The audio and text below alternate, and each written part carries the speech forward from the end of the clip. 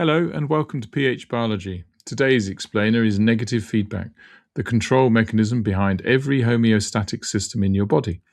By the end of this video, you'll know exactly how it works, the three components every feedback loop needs, and where you see it day to day.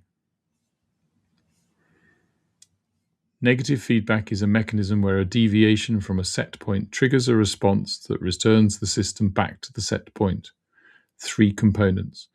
A receptor detects the change, a coordination center processes the information, and an effector carries out the response.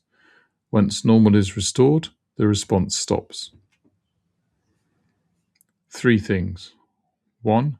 Three components: receptor, coordination center, effector. 2. The response reverses the change. 3. When conditions return to normal, the response shuts off. Without that off switch, the system would overcorrect in the opposite direction. Common slip. Negative feedback reverses deviations.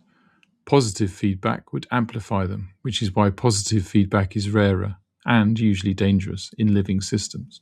Negative feedback keeps things stable. Positive would spiral out of control.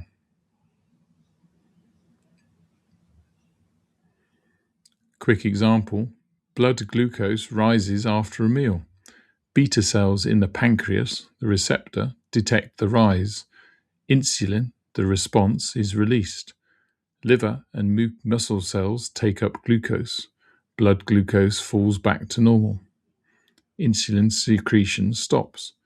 Beautifully balanced. Same logic for temperature, water balance, and blood pH.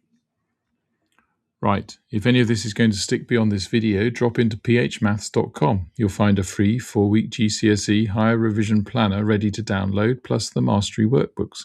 One for every higher topic, every answer fully worked, every common slip flagged. Simple explanations, serious results. See you next video.